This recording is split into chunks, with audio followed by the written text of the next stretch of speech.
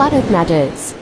I was on Google Earth and I came across something that I thought was pretty amazing, and that is that when you draw a path between 2 points on Google Earth, you can then ask it to show you the elevation cross-section between those 2 points, so you can kind of see the rise and fall of the landscape like a topographical map.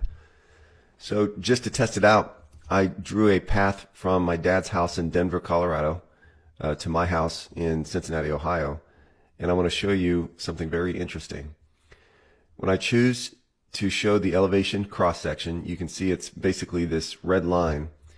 The starting point at my dad's house is 5,394 feet above sea level.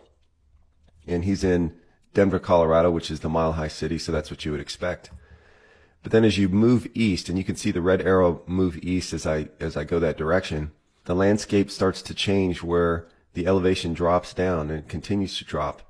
You go from the foothills of the Rocky Mountains into the plains of Colorado, Kansas, into Missouri, Illinois, Indiana, and then finally you get into Cincinnati, Ohio, to my house, which is 764 feet above sea level.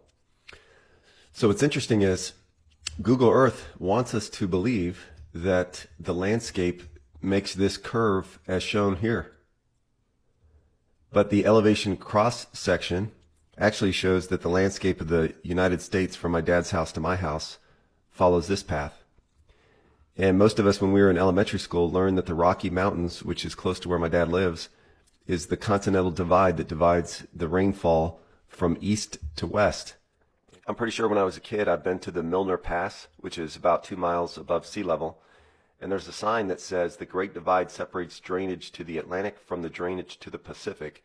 It traverses America from Alaska almost to Cape Horn. And so that would make sense if the landscape does follow this topographical cross-section. I wanted to see what would happen when you look at the elevation cross-section over a great body of water.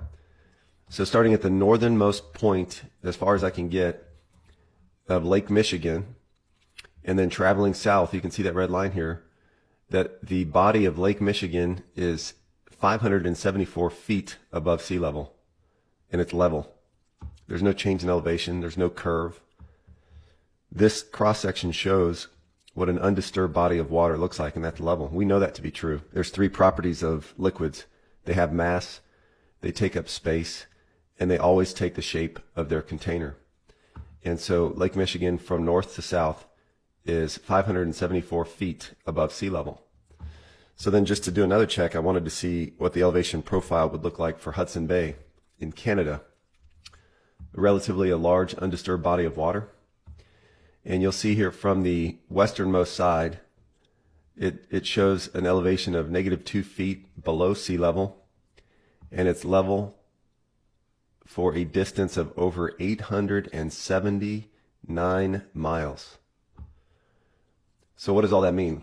What I believe it means is that water is flat, water seeks its own level, therefore the idea that we're spinning on a globe is absolutely impossible.